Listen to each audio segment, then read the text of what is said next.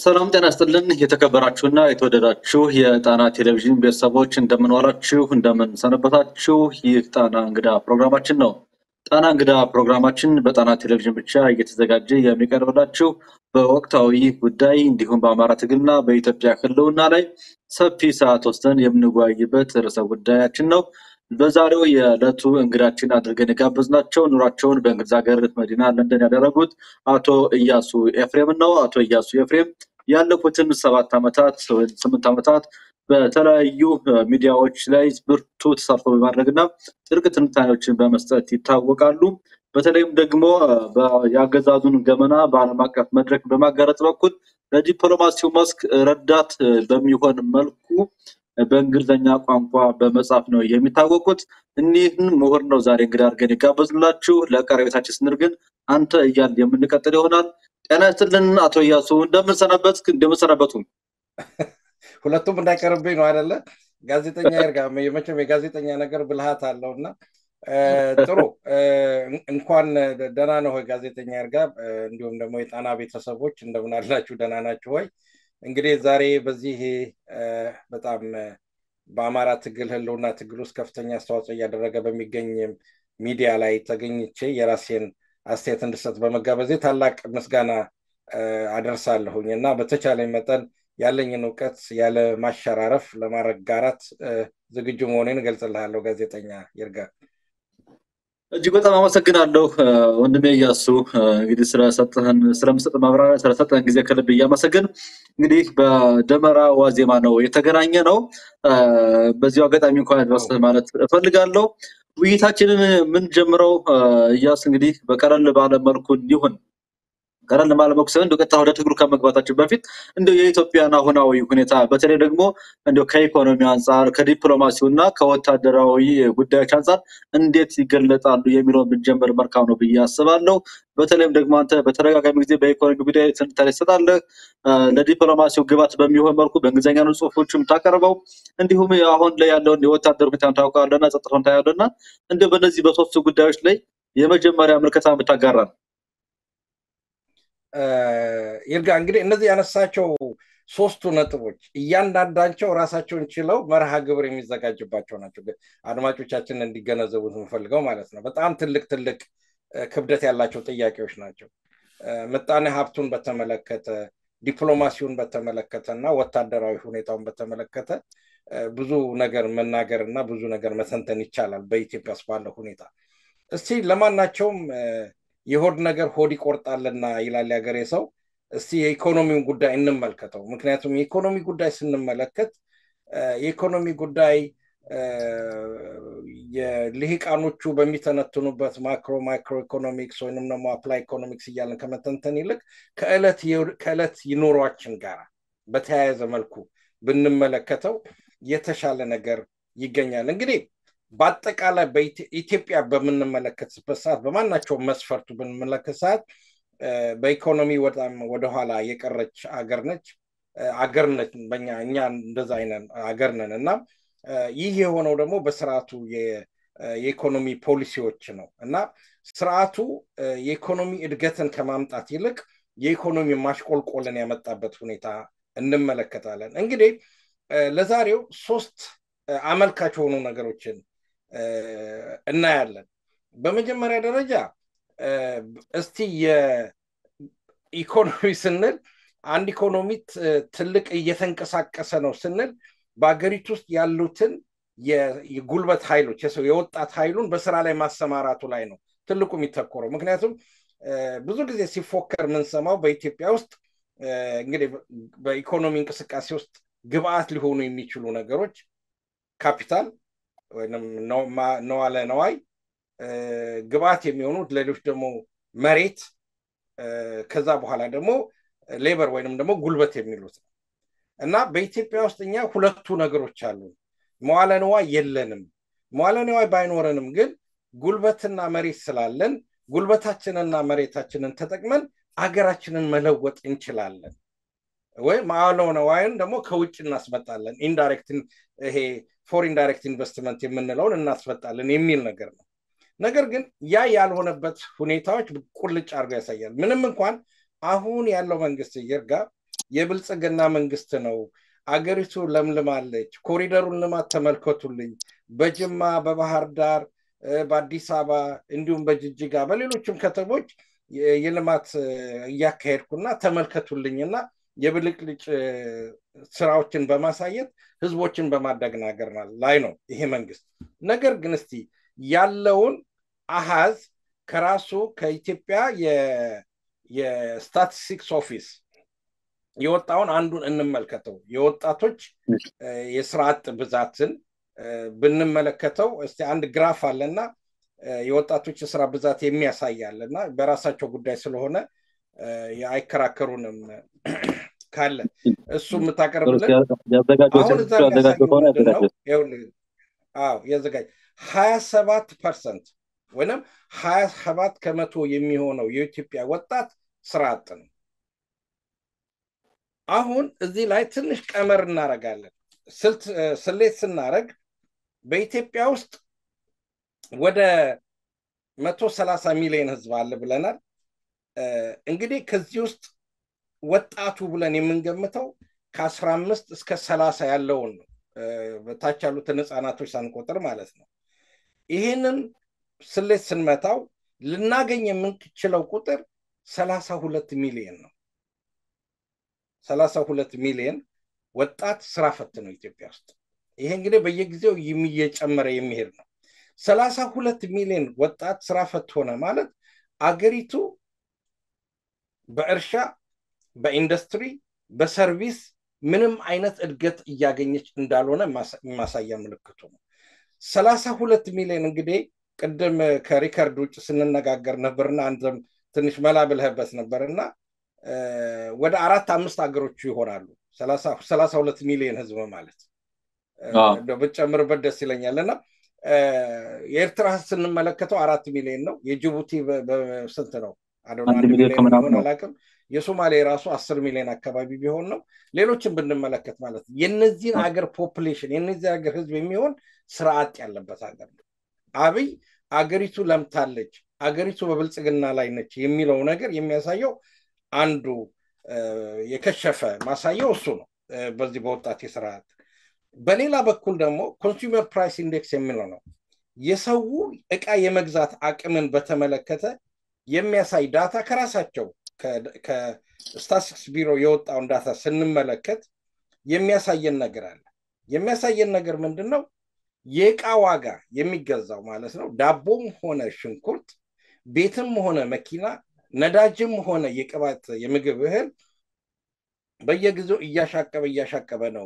የሚሄደውና እሱንም ግራፉን ቀስ ብለን ማየት እንችላለንና ይሄንን ስትመለከተው ሰው የኑሮ ውድነቱን መቋቋም ያልቻለበትና ኢቭን ፎርካስት የምንለው ወይንም ደግሞ የወደፊት እይታን ስንመለከት ይሄ ነገር እየቀጠለ የሚሄድ ነው የአንድ ሀገር ኢኮኖሚ አንዱ የሚለካበት ምክንያት የሰዎች የመግዛት አቅም ደሞዝ ተሰጥቶ ግብር ከፍለህ ከግብር የቀረው ገንዘብ ኪሱስ ከገባ በኋላ ለቤተሰቦችህ ለልጆችህ ለምትገዛው ዳቦ ያ ገንዘብ አገልግሎት ሲሆን ነገር ግን በኢትዮጵያ ውስጥ ደሞዝ ወስደህ እርግጠኛ አይደለህም ያ ደሞዝ ምን ያህል አስቤዛ ሊገዛልህ እንደሚችል ይህ አንደኛው ማሳያ ነው ስለዚህ የአገሪቱ ኢኮኖሚ እያሽቆለቆለ ነውና በአዲስ አበባ ውስጥ የሚደረገውን አሁን ለምሳሌ በዚህ በአብይ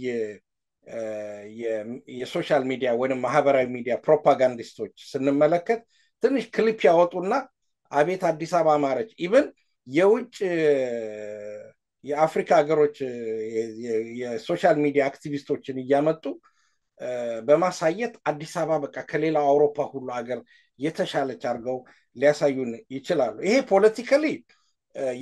በፖለቲካሊ ማኪቬሊያን የምንለው ኮንሴፕት ነው አንድን ህዝብ ከጎዳው በኋላ ብልጭልጭ ነገር የማሳየት ጉዳይ ነው በሌላ በኩል ደግሞ ላሳየ የምንፈልገው በውጭና በኤክስፖርትና በኢምፖርት መካከል ያለው ልዩነት እሱን ብትመለከተው ኮንሲስተንትሊ በሚገርም ሁኔታ ኔጌቲቭ ላይ ነው በርግጥ በሚሊዮን የሚቆጠር ነው ይላሉ ግን የኔ ግምት ሊሆን የሚችለው በዛ ውስጥ ያልተካተቱ በሚስጥር ሊገዙ የሚችሉ ማለት ለምሳሌ ወታደራዊ መሳሪያ ስትገዛ በይፋ አትናገርም። ይሄ ነገር የሚያመለክተው ነዳጅ፣ መድኃኒት፣ ማዳበሪያ መሳሰሉት ሸቀጦች ወይም መኪና ስፔር ፓርት ምናምን የመሳሰሉት ሊሆን ይችላል አገሪቱ ለድሮውን፣ ለታንክ፣ ለሚሳኤል፣ ለአውሮፕላን ለምናምን የምታወጣውን እዛ ላይ ላይመዘግቡት ይችላሉ የሚል ጥርጣሬ አለኝ። ያንን ስትመለከተው በአጠቃላይ የአገሪቱ በደፊሲት ውስጥ ያለች ሀገር ነች እና የኢኮኖሚን ሁኔታ ስትመለከተው አጠቃላይ አገሪቱ እያሽቆለቆለች ወደ ድህነት ውስጥ እየገባች ያለች ነች። በዚህ መጨረሻ ላይ በዚህ ኢኮኖሚ ላይ የምለው ነገር ማናቸውም ሰው የምናውቀው በተለይ በውጭ ሀገር የምናውቀው ሰው ለቤተሰቡ ብር የሚልከው ምናምን የአገሪቱ የምንዛሬ ነው። $1 እንግዲህ እኔ እስከማውቀው ድረስ ከ40ዎቹ ዘሎ ወደ 200ዎቹ ወደ 179 እስከ 80 ድረስ የደረሰበት ሁኔታ ነው። ያ ማለት ምን ማለት ነው ጥያቄ? ያ ማለት ብርህ ከውጭ ሀገር መግዛት የሚችለው የአቅም ጉዳይ ያሳነሰ ነው። ከውጭ የምታመጣው ዕቃ ዋጋ በጣም ውድ ነው። መድኃኒት በጣም ውድ ነው። ማዳበሪያ በጣም ውድ ነው። ነዳጅ በጣም ውድ ነው። ነዳጅ ውድ ሆነ ማለት ደግሞ በትራንስፖርት ላይ የራሱ ተጽዕኖ አለው ማለት ነው። አንድ ሰው ለምሳሌ ከአዋሳ አካባቢ የሚገኝ አሳ ጭኖ ለመምጣት ድሮ የሚፈጅበት ነዳጅ 100 ብር ቢሆን ኖሮ ዛሬ ግን የሚያወጣው ነዳጅ 2000 ብር ነው። ስለዚህ በዛ አሳ ዋጋ ላይ ነው የሚጨምረው። ስለዚህ ሰዎች ማየት ያለበት ሁለንተናውን እርስ በርሱ የተገናኘ መሆኑን ነው። አንዱ ብቻ ነዳጅ ተጨመረ የተወሰነ ክፍል የሚጎዳ አይደለም። ሽንኩርት የሚመጣው በነዳጅ ነው። አሳው የሚመጣው በነዳጅ ነው። ጤፉ የሚመጣው በነዳጅ ነው። ከሰሉ የሚመጣው በነዳጅ ነው። ሰው የሚጓጓዘው ነዳጅ ባለው መኪና ነው። ስለዚህ የነዳጅ ዋጋ መጨመር ማለት ከውጭ ከገጠሩ ከአጠቃላይ ወደ አዲስ አበባ የሚገባው ከአዲስ አበባ ወደ ውጭ የሚወጣው ዕቃ በሙሉ ላይ ዋጋ ይጨምራል ማለት ነውና ይሄን ሁሉ አጠቃላይ ምስሉ ስትመለከተው የአገሪቱ ኢኮኖሚ እጅግ አደገኛ የሆነበት ሁኔታ ላይ ሆኖ እናገኘዋለን። ወንድሜ ኢያሱ ከልብ አመሰግናለሁ። እንግዲህ በተደጋጋሚ ጊዜ እንደሚባለው ደግሞ ሁላችን እንደምናውቀው የአፍሪካ ቀንድ ወይም ደግሞ ይሄ ኮሪደር የሚባለው ቀጠና ኤርትራ፣ ጅቡቲ፣ ሶማሊያ፣ ሶማሊላንድ እና ኢትዮጵያ የያዘው ነው። እንግዲህ ከዚህ ውስጥ እንግዲህ ኢትዮጵያ በኢኮኖሚ በህዝብ ቁጥር ከፍተኛ የምትባለው ሀገር እንደሆነች ተወንተውና 32 ሚሊዮን ህዝብ ማለት የኤርትራ 3.5 ሚሊዮን ነው ከቀንዱ ሀገራት መካከል። ጅቡቲ 1.1 ሚሊዮን ነው። ሶማሊያ ትልቅ ቁጥር ያለው እሱ ነው 19 ሚሊዮን ነው። ሶማሊላንድ 6.2 ሚሊዮን ነው። የእነዚህ ሀገራት ድምር ውጤት 27 ሚሊዮን ነው የሚሆነው። እንደው ከጎረቤት ደቡብ ሱዳን ብንጨምር ነው ወደ 40 ከፍ ልንል የምንችለው። ይሄ ማለት አሁን አንተ እንግዲህ እየነገርከኝ ያለው ከ15 ዓመት እስከ 17 ከ15 ዓመት እስከ 30 ዓመት የሚገኘው ኢትዮጵያዊ ስራ አጥ ነው። ይሄም 32 ሚሊዮን ነው ያከን ነው። ይሄ ማለት የወጣቱ ብቻ ነው እየነገርከኝ ያለው። እዚህ ጋር በደንብ ድጋሚ እዚህ ላይ እንድንቆይ ይፈልጋለሁ እያሱ ኢኮኖሚ ጉዳይ ስለሆነ ከእያንዳንዱ ሰው ኪስ ከእያንዳንዱ ሰው ሞተብ የሚገባ ጉዳይ ስለሆነ በደንብ ልይዝ እፈልጋለሁና 32 ሚሊዮን ኢትዮጵያውያን ስራ አጥ ናቸው ያልከን ከ30 ዓመት በታች ከ15 ዓመት በላይ ያለውን እንጂ ከ31 ዓመት ጀምሮ እስከ 60 ዓመት ያለውን ግን አይደለም የሚለውን አይደለም። አዎ እዛ ላይ ይሄ የወጣቱን ብቻ ነው የምንመለከተው። ያን ስትጨምረው ወደ 78% ይሆናልና ለብቻው የሌላ ቀመር ያስፈልገዋል ማለት ነው። ምን ያህል ፐርሰንት ነው? በነገራችን ላይ በኢትዮጵያ 70% የሚሆነው ፖፑሌሽን የምንለው የህዝብ ብዛት ከ30 ዓመት በታች ያለው 70%። 30% ነው ከ30 በላይ ያለው። ይሄ ራሱ አንድ ትልቅ አደጋ ነው። ራሱን የቻለ አደጋ ነው። ምክንያቱም አደልት ፖፑሌሽን ወይንም ደግሞ ለአቅመ አዳም የደረሰ ወይንም ደግሞ በእድሜው ጎልሙሶ አገር ሊያገለግል የሚችል አገር ሊመራ የሚችል በሌሎች መስኮች ላይ ሊሳተፍ የሚችል የህዝብ ቁጥር የለህም ማለት ነው። ያ ምንድነው የሚያመለክተው መሰለ? የእድሜያችንን ጣራ ነው የሚያመለክተው። ያ እድሜያችን ጣራ ምንድነው የሚያመለክተው? የእድሜያችን ጣራ በሁሉም ሜጀርመንት በኢኮኖሚክስ ላይ የእድሜ ጣራ የሚያመለክተው በህክምና የምታገኘው ግልጋሎት፣ በምግብ የምታገኘው ግልጋሎት፣ በኑሮ የምታገኘው ግልጋሎት ይህ ሁሉ የተዛባ መሆኑ ነው። ስለዚህ ሰው እድሜው በገፋ ቁጥር አንደኛ ከመጀመሪያው ተጎርቷል። በወጣትነቱ ስራ የለው። አሁን በዚህ ላይ ነው ይሄ ስራ የሌለው ወጣት እንግዲህ አንድ ወጣት ልጅ ሴቶችንም ይጨምራል በ20ዎቹ ውስጥ ማግባት ሲገባቸው ስራ ስለሌላቸው ወንዱም ትዳር የሚያስፈልግ ቤተሰብን መመስረት አይችልም። አየህ ቤተሰብ መስራታቸው ራሱ በቤተሰብ ላይ ጥገኛ ነው በእናቱ በአባቱ ላይ ጥገኛ ነው ማለት ነው ከዛ በላይ ያለው እየተገፋ ያለው ደግሞ ህዝብ 30% ብቻ ስለ አሁን በአውሮፓ በእነሱ ኮምፔር ማድረግ እንባችል ነው በጎረቤታችን በግብፅም በሌሎችም ሀገሮች ይሄንን ቁጥር ብንወስደውና ብናሰለው የተለየ ነው የአዛውንቶች ፖፑሌሽን የአዛውንቱ ህዝብ ቁጥር የበዛበት ነው ከወጣቱ ይልቅ አዎ እና ለምሳሌ አሁን ግሪኮች በቅርብ ጊዜ ትምህርት ቤት ዘግተዋል ህፃናቶች ስለሌላቸው ያም ጥሩ ነው ማለት አይደለም የራሱን የቻለ የራሳቸው ችግር ነው ስለመዋለድ አለባቸው ዜጋ መተካት አለባቸው ግን እነሱም የራሳቸው ችግር አለ አሁን የኛ ችግሩ ምንድነው እኛ ብዙ ወጣቶች አሉን ግን ብዙ አገር ላይ ግልጋሎት ሊሰጡ የሚችሉ ደግሞ እድሜያቸው ከ30 በነገራችን ላይ የራሱን የቻለ ሳይንስ ነው ለምሳሌ አንድ ሰው ወጣት ስለ ሙሉ አይምሮ ሙሉ በሙሉ ተስተካክሎ የሚመጣው 30 ዓመቱ ላይ የሚሉት ነገር አለ አሁን ግሪኮችን ሮማኖች አንድን ሰው የመንግስት ስልጣን አይሰጡትም እስከ 30 ዓመቱ እስኪደርስ ድረስ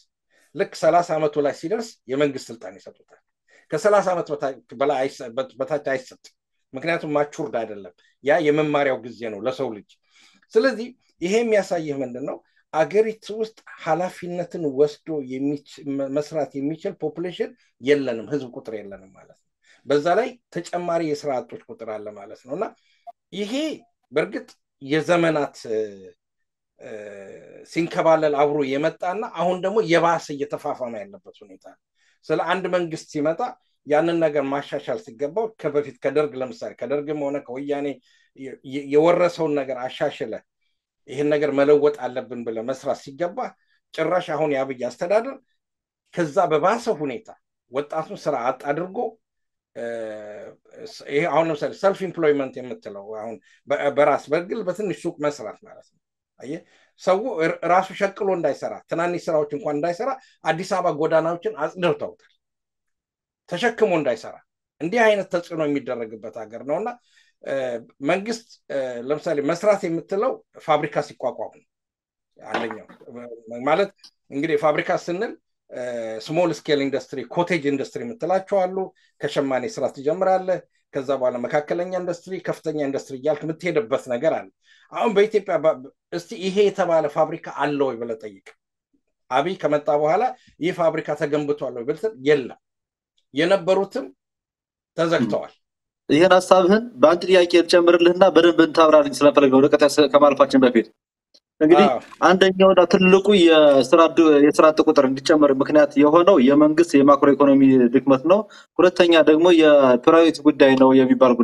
የሚሉ የዘርፉ ባለሙያዎች ይናገራላችሁ አሁን በአብይ አህመድ የሚመራው የብልጽግናው አገዛዝ ባለፉት 7 ዓመታት ሁለት እጅግ አውዳሚ ጦርነቶችን እያካሄደ የሚገኛል ከትግራይ ወያኔ ጋር እንዲሁም ደግሞ የአማራን ዘመን እንደዛው አጠፋለሁ ብሎ ተጥቅም ቀበቶ ማስፈታለሁ ብሎ በገባበት ጦርነት ብዙ ቢሊዮን ዶላር ያወጥቷል ስለዚህ አንደኛው ጦርነት ላይ ኢንቨስት ማድረጉ የኃይል ነው ይባላሉ ሁለተኛው ደግሞ ብልጭልጭ የሆኑ ጉዳዮችን ብቻ ለአክቲቪስቶች ፍጆታ እንዲሁም ደግሞ ለተራዩ ጉዳዮች ብቻ ፍጆታ በሚል ወይንም ደግሞ በመሪዎች የመርካት አቅም ውስንነት የተነሳ ብዙ ገንዘብ የሚሆነው ሎጂ ላይ መዝናኛ ላይ እንዲሁም ቤተ መንግስት ላይ ነው በዚህ ምክንያት እነዚህ ደግሞ ጥቂት ሰው ኃይል ብቻ ነው የሚይዙት ጦርነቱ ብዙ ሰው ይበላል ጥቂት ሰው ይቀጥራል እነዚህኞቹ ፕሮጀክቶች ደግሞ ጥቂት ሰው ይይዛል ብዙ ገንዘብ ይበላልና ይሄ ነው የሚሉ ሰዎች አሉና ይሄንን ጉዳይ አያይዘ ከችግሮቻችን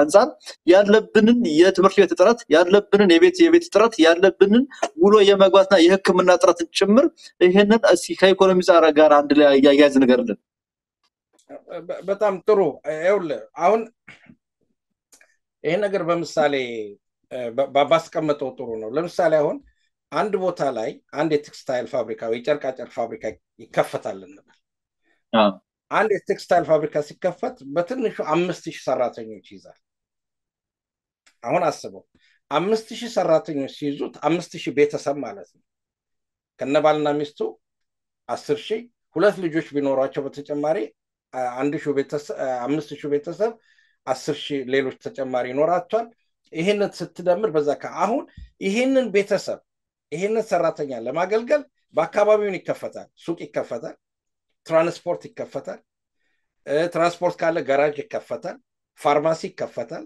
ትምህርት ቤት ይከፈታል ሆስፒታል ይከፈታል ክሊኒክ ይከፈታል ኤንድ ሶ ኦን አንድ ፋብሪካ መኖር በአካባቢው ሊፈጥረው የሚችለው የኢኮኖሚክ ዳይናሚክ ብዙ ነው አንድ ፋብሪካ መኖር በዚህ ላይ ለምሳሌ የቲፒኤልኤፍን ስልት ስንወስደው ለምሳሌ በትግራይ ቴክስታይል ፋብሪካ ሲከፍት በአንድ አካባቢ በዛ አካባቢ ሊፈጥር የሚችለውን የኢኮኖሚ ዳይናሚክስ ያውቀዋል አብይ ግን በእንደዚህ አይነት ጉዳይ ውስጥ የለበትም ምክንያቱም ለምሳሌ የእንጦጦ እንበለውና እድሜ ለአባታችን ለሚኒሊክ የተከሉትን ዛፍ ወስደ መሃሉ ላይ መንገድ ሰንጥቀህ መናፈሻ ሰራው ብትል ጆክ ነው ለዛ ቢሊየን ማውጣት በጣም ጆክ ነው ቀልድ ነው በጣም ቀልድ ነው በዝ መቀጥል ነው ያንን ይልቅ ከፈለከ ዛፎ እኔ የአዲስ አበባ ልጅ ነኝ በልጅነቴ እንጦጦ ተራራ መውጣት በጣም መወደው አንዱ አክቲቪቲ ነበር የካና ተራራ በጣም በልጅነታችን የምንሄድበት ቦታ ነውና ምንም መናፈሻ አያስፈልገንም በእግራችን ነበር እንዲያውም ትልቁ ለቻሌንጂንግ የነበረው ያንን ተራራ መውጣት በባዶ ያለ ምንም እንትን ያንን ገንዘብ ግን ፋብሪካ ቢያቋቁምበት የፈለገው ፋብሪካ ሊሆን ይችላል ፋብሪካ ቢያቋቁምበት ያ ፋብሪካ በአካባቢው ሊፈጥረው የሚችለው የኢኮኖሚክ ዳይናሚክስ ብዙ ነው አብይ ግን ይሄንን አይፈልግም አንደኛ ለምንድነው አንደኛ አብይ ቪዥን ስለሌለው ነው ራዕይ የለውም ብዙ ሰው አያስታውሰውም ይሄን ነገር ቪዲዮውንም አሁን ላገኘው አልችልም አብይ በመጣ ወር በማይሞላ ወይ 2 ወር በማይሞላ ውስጥ የተናገራት አንድ መርዝ የኢኮኖሚ ፖሊሲ ነበረች እኔ እሱም ቪዲዮ ሰው ፈልጎ ቢያገኝልኝ ደስ ይላል ከእንግዲህ በኋላ ኢትዮጵያ ሜጋ ፕሮጀክት አይኖራትም ብሏል ይሄንን ማወራል ገና አብይ በመጣ በሁለትና በሶስት ወር ውስጥ ስልጣን በያዘ ሜጋ ፕሮጀክት የሚባል ነገር የለም ፋብሪካ የሚባል ሜጋ ፕሮጀክት የሚባል ነገር የለም ብሎ ደምድሟል ይሄ ያው ከተሰጠበት ቦታ የተሰጠው ሁኔታ ነው እና በኢትዮጵያ ውስጥ ያለውን ኢኮኖሚ ግስጋሴ ለማቆም ያላረገው ጥረት የለም ነገር ግን ህዝብን ለማታለል ምን ማድረግ አለበት የሚለው ጥያቄ ላይ ነው አሁን የማኪቬሊን ፖለቲካል ቲዮሪ እናመጣለን ማኪቬሊ የሚለው ምንድነው አንድን ህዝብ በጦርነት ካስከው በኋላ ወይም በስልጣንን በኃይል ካስከበርክ በኋላ የሆነ ብልጭልጭ ነገር ተሰራለታል ይላል ማንንም ሰው ፕሪንስ ማንበብ ይችላል ያንን ስታረግለት ሰው ህመሙን ይረሳና እዛ ብልጭልጭ ነገር ላይ አይምሮ ያርፋል ይላል አሁን ይሄንን ነገር በብዙ መንገዱ ለምሳሌ አዲስ አበባ አካባቢ አንዳንድ ጊዜም ከዲያስፖራ ሄዱ ሰዎች አዲስ አበባ እኮ ሰለጠነች አዲስ አበባ ካማረች አዲስ አበባ እኮ እንደዚህ ሆነች ይሏል ነገር ግን ያልተረዱት ነገር 80% የሚሆነው በትንሹ ከ80 እስከ 75% የሚሆነው ኢትዮጵያ ገበሬ ነው ውሃ ያስፈልገዋል መንገድ ያስፈልገዋል መብራት ያስፈልገዋል ትምህርት ቤት ያስፈልገዋል ክሊኒክ ያስፈልገዋል ኤንድ ሶ ኦን በጠቅላላ መዝርስ ይችላል አዲስ አበባ ላይ የፈለከው መብራት ብትደረድር የአንድን ገበሬ ህይወት በ1% መለወጥ አትችልም አየህ ብዙ ጊዜ አሁን ከ60ዎቹ የተማሪዎች እንቅስቃሴ ጀምሮ ሲባል የነበረ ጉዳይ ነው ምክንያቱም አዲስ አበባ ማለት ኢትዮጵያ አይደለችም አዲስ አበባ ካፒታል ሲቲ ቶን እና በኢኮኖሚክስም ፔሪፌራል እና ሴንተር የምንለው ነገር አለና ሀብቱን በሙሉ አዲስ አበባ ላይ አንተ ብልጭልጭ ነገር ብታሳይ ከአዲስ አበባ 50 ኪሎ ሜትር ርቆ ያለውን ገበሬ ህይወት ሊለውጠው አይችልም ምንም ሊለውጠው አይችልም መብራት ከሌለው ክሊኒክ ከሌለው ለልጆቹ ትምህርት ቤት የሌለው በነገራችን ላይ አሁን እዚህ ላይ ከኢኮኖሚካን አንድ ትምህርት አንድ ነገር ቆንጆ ትግል ነገር ልንገርና ዳታው ስላለሱ ጥያቄ መጣብኛል ስላላሰብኩ ነው ነገር ግን ልነግርህ ይችላል አሁን ባለፈው የትምህርት ፈተና ላይ ካለፉ ተማሪዎች ውስጥ ከተባሉት ውስጥ በመንግስት ትምህርት ቤት ተምረው ያለፉት ተማሪዎች ቁጥራቸው 5% ነው በግል ትምህርት ቤት ምናምን የተማሩት 80% ያለፉት ይሄ ማለት ነው ኢኮኖሚክስ ላይ ምን ማለት ነው ተማሪዎቹ አልተማሩም ማለት ነው አስተማሪዎቹ አላስተማሩም ማለት ነው መጽሐፍ የላቸውም ማለት ነው የትምህርቱ ስርዓት በትክክል እየተካሄደ አይደለም ማለት ነው ትምህርት ቤቶች የአንድን ሀገር ኢኮኖሚ በጣም በአደባባይ የሚያውጁ ናቸው ስለዚህ የገበሬው ልጅ የት ነው የሚማረው የገበሬው ልጅ የሚማረው መንግስት ትምህርት ቤት ነው በነገራችን ላይ ለመንግስት ግብር የሚከፍለው ማን ነው ገበሬው ነው። መንግስት ከገበሬው ላይ ግብር ወስዶ የገበሬው ልጅ ግን አያስተምረው። አየህ አሁን ትምህርት ቤት አንዳንድ ጊዜ ትምህርት ቤት መሄዱ ሌላ ጉዳይ ነው። የትምህርት ስርዓቱን በአግባቡ ተምረ ለፈተና ቀርበ ውጤት ማምጣት ደግሞ ሌላ ጉዳይ ነው። ስለዚህ የግል ትምህርት ቤቶች በአዲስ አበባና በትላልቅ ከተሞች ያሉት 80% ተማሪዎቻቸውን ሲያሳልፉ የመንግስት ትምህርት ቤት የግብር ከፋዩ ተማሪ ገበሬ ግን 5% ነው 5% ነው ያለው። ቅድም ላነሳው ጥያቄ ይሄ ቁልጭ ያለ ነው። ዳታውን ማግኘት ይቻላል። ትምህርት ሚኒስቴር ምን ያህሉ ከየትኛው ትምህርት ቤት ምን ያህሉ አለፉ የሚለው። ስለዚህ በጤና በኩልም ስንመጣ ሳይለንት ዴዝ ወይንም ደግሞ የማይታይ በየቤቱ የሚሞት ሰው አለ። አሁን ያ ሰው በበሽታ ሞተ ነው የሚባለው። አብዛኛው ሰው ግን ከራሴ ቤተሰብ ጭምር አባሎች ጭምር በትክክለኛ መድኃኒት ባለማግኘታቸው የሞቱ ናቸው። ለምሳሌ አዲስ አበባ ላይ ልውሰድልህ። በአንድ ጊዜ ላይ አንድ ወደ ዘመዴ በጣም ታሞ ሆስፒታል ገብቶ ነበር። ለአንድ አዳር ከ45,000 እስከ 50,000 ከዛ በላይ የሚጠየቅበት ነው። አየህ ህብረተሰቡ ግብር ይከፍላል። ሊታከም የሚችለው በዛ ዋጋ ገንዘብ ያለው ብቻ ነው። ኢትዮጵያ ውስጥ መድኃኒት ለማግኘት አንድ መድኃኒት ለማግኘት ህክምና ለማግኘት በሺዎቹ የሚቆጠር ብር ነው የምትከፍለው። እንዲያውም በግል ሆስፒታል ስትሄድ በእያንዳንዱ ነገር ላይ ካርድ አውጣ ነው የምትባለው። ካርድ ስታወጣ 5,000 3,000 10,000 እንደሆነታ ለስፔሻል የሆነ ኦፕሬሽን ከተደረገ እስከ 100 እና እስከ 200,000 ብር እንድታሲዝ በቅድሚያ ትጠየቃል አዲስ አበባ ኢትዮጵያ ውስጥ ማለት። ይሄ እንግዲህ አዲስ አበባ ውስጥ ነው ማወራለ። ገጠሩን አይደል ቅድም የተናገርነው አሃዝ አለ። ገጠሩ 75%። አሁን በዚህ ላይ ወደ የሚቀጥለው ስንሸጋገር የጦርነቱን ሁኔታ እናመጣዋለን። ሰላም የሌለበት ሀገር ነው። አሁን ለምሳሌ የአማራን ክልል ስንመለከተው ጦርነት ውስጥ ነው። ጦርነቱ የቅንጦት ጦርነት አይደለም፣ የህልውና ጦርነት ነው። በዚህ ጦርነት ውስጥ መንግስት አንዱ ስትራቴጂ አድርጎ ሊወስድ የሚችለውና ይወስዳል እየተባለ የሚነገረው ጦርነቱን በተቻለ ማራዘምና ህብረተሰቡ በማናቸውም በኢኮኖሚ በፖለቲካም በጤና ምንም አይነት ይሄ አሁን ይሄ ዓለም አቀፍ ዳታ ነው። በኢትዮጵያ የተጠና አይደለም፣ ሌሎች ድርጅቶች ያጠኑት ነው። እና እነዚህ ቀይ ምልክቶች ላይ የምታያቸው በሙሉ ጦርነት ውስጥ ያሉ ቦታዎች ናቸው። ይሄ የአፕሪል ነው።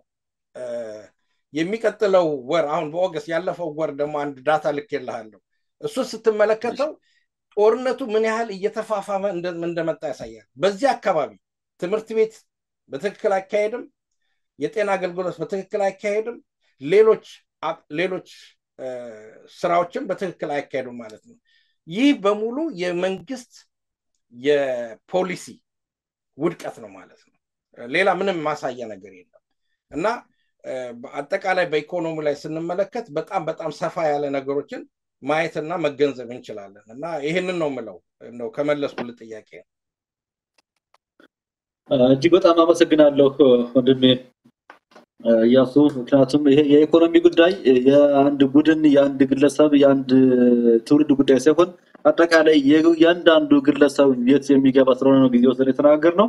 ወደ ቀጣዩ ጥያቄ ከማለፍ በፊት እያስ እንደው አንተ ሙያዊ በሆነ መልኩ የተናገርከውን እስኪ እኔ ወደ እያንዳንዱ ቤት ላስገባው ጊዜ ስጠኝና በቤተ መንግስት ግንባታና ለአዲስ አበባ ኮሪደር ተብሎ የወጣውን የተመደበውን ገንዘብ ብቻ የሮንቶ እንግዲህ እንጦጦን ምናምን ነው ሁለቱም ብቻ እናስ የአዲስ አበባ ኮሪደርና የቤተ መንግስቱን ስንመለከት ያ ገንዘብ ወደ ህዝብ ቢሆን ኑሮ ምን ሰራ እንደነበረ አንደኛ 12 ስፔሻል ሆስፒታል ይገነባል።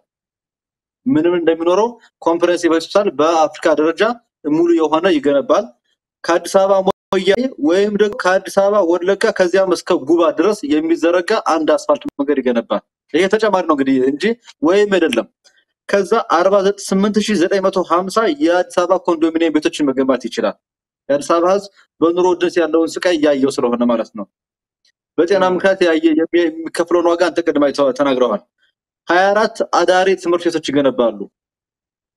እንግዲህ ቀደም ሲል ተናግረሃል መንግስት የሚባለው ይሄ ወመኔው ስብስብ ቡድን ከገበሬው ግብር ይወስዳል የገበሬው ልጅ ግን አያስተምርም ብለሃልና 24 አዳሪ ትምህርት ቤት በመላው ኢትዮጵያ መገንባት የሚያስችለው ነበረ ሁለት የማዳበሪያ ፋብሪካዎችን ማስገንባት ያስችለዋል ከዚህ በተጨማሪ ደግሞ በጣም ዘወርስ የሚባለው ነገር የስራ አጥ ቁጥር ነውና ይሄን የስራ አጥ ቁጥር ትርጉም ባለው መልኩ ሊቀንስ በሚያስችል መልኩ 12 የጨርቃጨርቅ ፋብሪካዎችን መገንባት ያስችለዋል ይሄ ጥሬ ሀቆች ናቸው ከዛ ኢኮኖሚ እንደምታውቀው ቼይን አለውና ሲመረዘር በእያንዳንዱ ቤት የሚገባ ብዙ ትርጉም የነበራቸውን ስራዎች ነው እንግዲህ አብይ አህመድ ለቤተ መንግስት ግንባታ ያዋለው ለኮሪደር ያዋለውና እነ ጌታቸው ወረዳ ቤተ መንግስት ያለው ይሄጄ ከተማ ይቸመጣው ብሎ ተናገሩት ይሄንን አገር አውድም ፕሮጀክት ነው ብለን እንለፈውና ወንድም ወደ ቀጣይ ጥያቄ እናምራ ያገናኘን ዋናው ጉዳያችን የአማራ ህዝብ የክልውና ጦርነት ነው የአማራ ህዝብ በየቀኑ ያነሳቸው ጥያቄ አልመለስኳቸው ነበር ድንገት አድማጮቻችን ግር እንዳይላቸው ወታደራዊና ዲፕሎማሲ ያልከው ነገር ነበርና አብረን እንመልሰው ከዚህ ጋር ላይ ያዘልሽ እንሄድበትና ወደዛኛው እንሄድበት መሰለኝ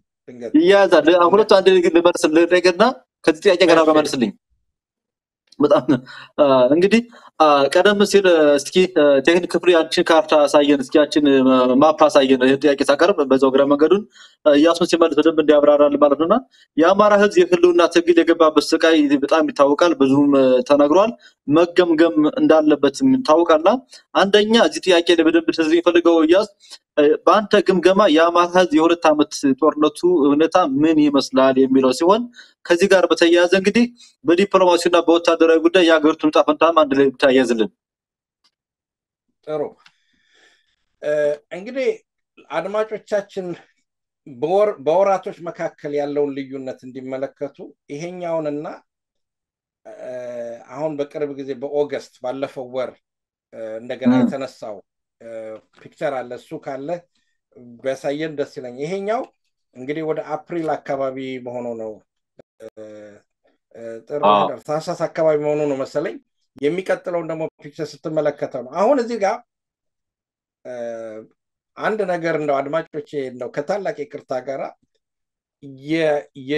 የኢትዮጵያ የፖለቲካል ግለት የኢትዮጵያ የፖለቲካል ስበት የት ቦታ ነው ያለውን የሚለውን በትክክል ማሳያ ነው ይሄ ማፕ እዚህ ላይ የተነደፈው ምክንያቱም ቀይ የምታዩበት ቦታ በሙሉ በአማራ ፋኖና በአገዛዙ መካከል የሚደረገው ፍልሚያ ነው ይሄ ፍልሚያ የሚያሳየው ሳይዙ ነጥቦቹ አነስ ሲሉ ኢንቴንሲቲውን ነው የሚያሳየው ማለት የጦርነቱን ብዛት ነው የሚያሳየውና እንደምታዩት በወሎ በጎጃም እንዲሁም ደግሞ በሸዋ አካባቢ ከፍተኛ ጦርነቶች እንደነበሩ ወደ አፕሪል አካባቢ የተነሳው እንትኖች ይነግሩናል በአንጻሩ ደግሞ ወደ ታች ስትወርዱ እንደው እዚህ ላይ ትንሽ አሁን ይሄን እንደምትመለከቱ ይሄ ትንሽ ጎላ አርግና አስተያንጣው እንደው ከተቻለ ቀረብ አርገውና ስትመለከተው ጦርነቱ አሁን ባለፈው ወሮች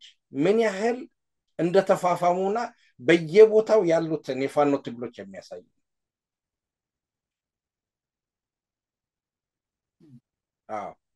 እንግዲህ አሁን እንግዲህ በጣም የሚገርም ዳታ ነው እና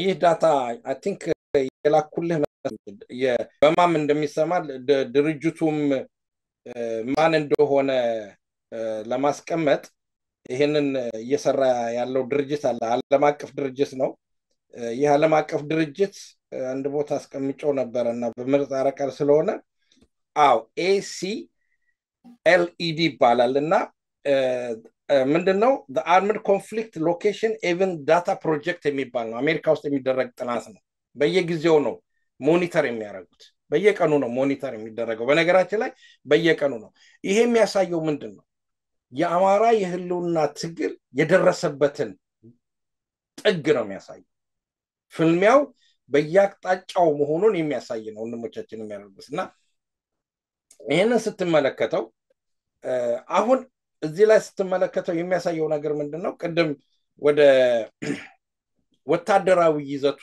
ስንመጣ ወደ ዲፕሎማሲው ስንመጣ ይህ ለዓለም አቀፍ ህብረተሰቡ የሚቀርብ ሪፖርት ነው በነገራችን ላይ አድማጮቻችንን በደንብ እንድትመለከቱት ማሳሰበው ይሄ በዓለም አቀፍ ደረጃ የሚቀርብ ሪፖርት ነው የት ቦታ ምን አይነት ጦርነት እየተካሄደ ነው፣ በምን ያህል ፍጥነት በምን ያህል ሰው ኃይል እየተካሄደ እንደሆነ የሚያሳይ ነው።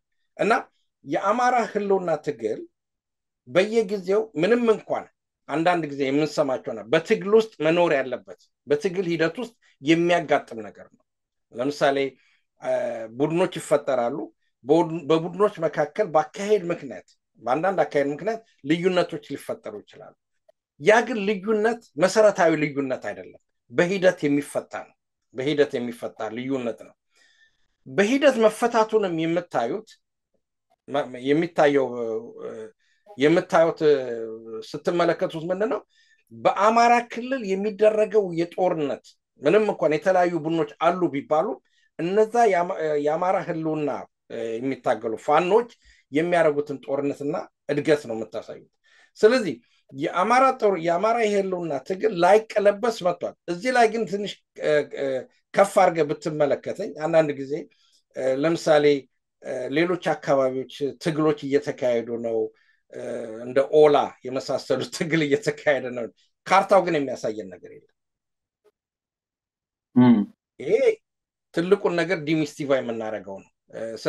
ትንሽ ከአዲስ አበባ ወረድ ብሎ አይ ቲንክ ወዴት አካባቢ እንደሆነ ትንሽ የሆነች ኮንፍሊክቶች አሉ። ቤንሻንጉል ትንሽ ጥቃለና አብዛኛው ኦሮሚያ ክልል የምትለው ነገር የጸዳ ነው። ምንም ነገር የለም። ትግሉ የት ነው ያለው? አማራ ክልል ነው ያለው። አማራ ክልል ብቻ ነው። አማራ ላይ ነው። አማራ ክልል ላይ ያኛውንም ማፕ ብታመጣ እዚህ ላይ ነው። በዚህ መርሃ ግብር ላይ በዛሬው ፕሮግራም ላይ በኢትዮጵያ ውስጥ የሚደረገው የፖለቲካ ትንንቅ ዲሚስቲፋይ መሆን ያለበት የምንለው ለዚህ ነው። እና በአፋር ተሻግሮ ያለው አሁንም ብትመለከተው አንዳንድ አርም ግጭቶች አዲስ አበባ ዙሪያም ተካሂዷል። በማን እንደተካሄደ ባናቅም በወለጋም አካባቢ አሁን የተከሰቱ በዚህ በአካባቢዎች አሉ። ድንገት አሁንም በወለጋ አካባቢ የአማራ ፋኖ የሚንቀሳቀሰው ሊኖር ይችላል። አብዛኛው ግን ኮንሰንትሬሽኑ እዚህ ላይ ማየት ያለብን 90% በሚመስል መልኩ በትንሹ ነው፣ ቁጥሩ በትክክል ስላላሰላ ነው እንበልና 90% በምንለው በአማራ ህዝብ መካከልና በአገዛዙ መካከል የሚደረግ የህልውና ትግል እየጋመ እየተፋፋመ መምጣቱ ነው። ይሄንን ነገር ደግሞ አሁን በቅርቡ ትላንትና ነው መሰለኝ ደብሬ ወዳጆ በወሎ አካባቢ ያደረጉት ትልቅ ተጋድሎና ያገኙት ድልን አንዱ ትልቅ ማብሰሪያ የሆነ ነው። እና ይሄንን ስትመለከተው የፋኖ ትግል እየጠራ እየተሰባሰበ ጠላት ራሱ በሚያደርገው ተጽዕኖ የሚያመጣው ራሱ ተጽዕኖ ህብረትን እየፈጠረ የሚመጣ የህልውና ትግል ነው። ከሌሎች የትግል ታሪኮች ስንመለከት ማለት ነው ሩቅ ሳንሄድ ብዙ ጊዜ ወንድሜ ደብሮ አለና ብዙ ጊዜ ወደ ውጭ ምሳሌ ምን ትሄዳለህ እዛው ሀገር ውስጥ አለልህ ይለኛልና ያስተካክለኛል። ሀገር ውስጥ ስንመለከት ለምሳሌ ሻዕቢያ ወይንም በኤርትራ በኩል ነፃነት ትግሉን መደገፍ አይደለም ትግል አካሄደ ሲሉ 30 ዓመት ነው የፈጀው። ያውም እዚህ ላይ አስመርበት ይርጋ ያውም አረብ የሚባል ሀገር በሙሉ እየደገፈው እነ ኩዌት እነ ኢራን እነ ኢራቅ እነ ግብጽ እነምን የሚል ፔትሮ ዶላር እያፈሰሱለት ያለ የነበረ ጦርነት ኤርትራኖች ሲያካሂዱ የነበረው በኢትዮጵያ ላይ። ዛሬ ግን ከወገኑ የሚሰጠውን ጭብጦ ተቀብሎ ቆሎን በልቶ የውጭ መሳሪያ ሳይዝ የውጭ ዶላር ሳይዝ የዓለም አቀፉ ድጋፍ ሳይኖረው የአማራ ፋኖ እንደዚህ አይነት ድል እያስመዘገበ ያለው የፖለቲካ ልዩነት በጣም ሰማይና ምድር ነው። አንዳንድ ጊዜ ትግሉን ቶሎ ከመመኘት አንፃር ቀናዊ ከሆነ አንፃር ለምን እስካሁን አልገፉም፣ ለምን አልዘለሉም፣ ለምን አዲስ አበባ አልገቡም፣ ወደም በዚህ አልመጣም እንላለን። ግን ላይክ ቱ ላይክ አቻላቻ እናናዩ ብንል ወያኔ በሻዕቢያ እየተረዳች ማለት ነው 16 ዓመት ነው የተዋጋቸው። ኦኤልኤፍ የሚባለው ያው ተዋክቶ ማያውቅም ማለት ይችላል 50 ዓመት ሙሉ። ግን የአማራ ህዝብ ትግል አንዳንድ ጊዜ አመጣጡ ራሱ የራሱ ታሪክ አለውና ከአካባቢ የፈለቀ ነው። ከግራስ ሩት የፈለቀ ነው። የአካባቢ የሆነው ስንነ ጎቤን ብንወስዳቸው ሌሎችንም አሁን ስማቸው ማለት ነው በሸዋም ስንመለከት እናስመረዳኛው ነው። በቃ ወንድ ልጅ በቃ በቁጣ ተነስቶ እርምጃ ወሰደበት። የፖለቲካ ደረጃጀት ሳይፈልግ አመራር ሳይፈልግ አባባል ይገባ ትልቅ ስብስብ ሳይፈልግ 2 3 ሆነው 4ም ሆነው እየወጡ ጀግንነት እየፈጸሙ እየተፋፋመ የመጣ ነው እና የአማራ ትግል እንደ ፒራሚድ እንደ ቲፒኤልኤፍ ወይንም እንደ ሻቢያ ከላይ እንደ ፒራሚድ ተሰርቶ ወረደ ከታች ወደ ላይ ይወጣ ያለ አየ ከታች እየተገነባ ያለ ህዝባዊ ትግል ነው የምንለው። ከዛ ለምሳሌ በትክክል ለማስቀመጥ ወያኔ 7 ሆና ተደራጀች፣ ሻቢያ አደረጃቸው። ከዛ በኋላ ህዝቡ ለመግባት መከራ ነበር ያዩት። መከራ በነገራችን ላይ በወያኔዎች ዳታ ሰዎች ሲናገሩ ቢያንስ ከ40,000 በላይ አርበኞች እንገላለች ወያኔ ኢትዮጵያዊነታቸውን የሚያምኑ ወይንም ደግሞ በችግር የሌለባቸውን የድሮ በአድዋም በማጮም ጦርነት የተሳተፉትን ገላለች ፊውዳል እያለች። አየ ያንን ካጸዳች በኋላ ነው። ከዛ በኋላ ኢሃፓን አጽድታለች። ከዛ በፊት የነበሩትን የፖለቲካ እንቅስቃሴዎች ሁሉ አጽድታ ነው የመጣችውና ህዝቡ ውስጥ ተቀባይነት ለማግኘት ብዙ ጊዜ ፈጅቶባታል። የፋኖ እንደሱ አይደለም።